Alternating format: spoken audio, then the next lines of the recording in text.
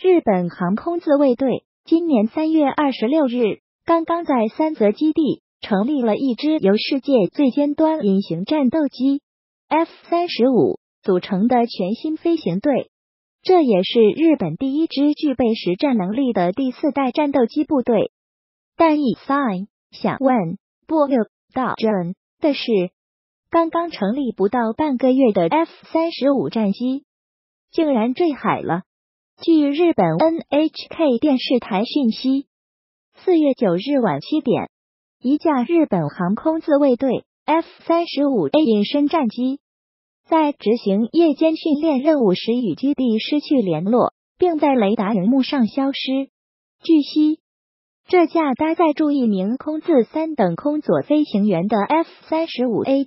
最后出现在位于距日本青森县三泽市东北方向135公里的公海上空，极有可能已经坠毁。随后，日本防卫省已宣布全军 F-35A 暂时停飞，并立即就此事展开紧急调查。日本海上自卫队以及海上保安厅也倾巢而出，派遣了大量的救援飞机与水面舰艇紧急赶往事发海域，进行拉网式排查营救。经过一番紧急搜救后，最终在青森县近海附近找到了战机部分残骸。同时，日本军方正式宣布 F-35A 战机坠毁。事故地点位于青森县三泽市东北方向约135公里的海域上空。据日本航空自卫队透露，此次坠毁的 F-35A 战机是在日本三菱重工业组装的第一架 F-35 战机。这架 F-35A 隶属于日本航空自卫队第3航空队第302中队，驻扎在离事发海域不远的本州岛三泽空军基地。基地预计最终将部署12架 F-35A。十分有趣的是，也正是在10天之前的3月29日，作为日本空自首个隐身战斗机中队的第302中队，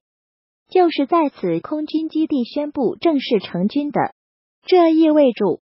该中队创下了从成军到战机首衰仅用了短短10天时间的不光彩纪录，并成为了宣布将年号改元令和后日本国内的首起坠机事故。此前不久，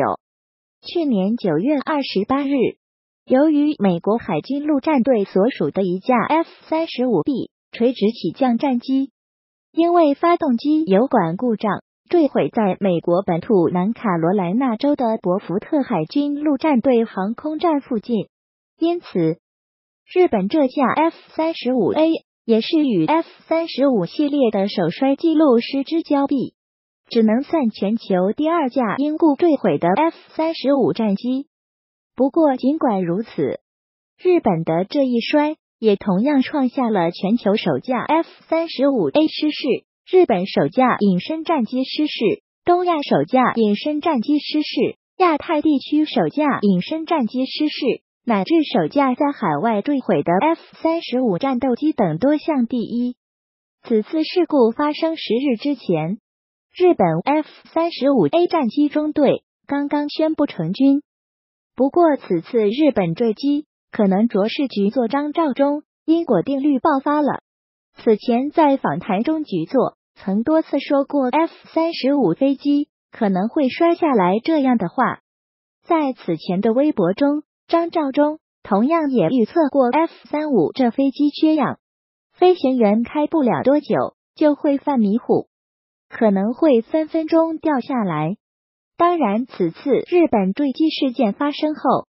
局座也在第一时间针对 F-35 坠毁发了微博进行讲解。不过局座的微博下面，网友评论还真是精彩。局座马上回应：公海自由权，谁捞住算谁的，我们的渔船在哪里？还等什么？赶紧去抢啊！这可是条大鱼，弄点碎片回来也行啊。当然，目前不但日本正在全力搜寻，美国也是心急如焚。更有外媒体报道称，中国和俄罗斯也会抢先进行搜寻坠毁的 F-35残骸。如果日本的 F-35落到太平洋的底部，我们也许还会看到冷战以来最大水下间谍活动和反间谍活动。俄罗斯武器专家汤姆·摩尔表示，对俄罗斯或中国来说，只要能够找到 F-35残骸，花多少钱代价都不算高。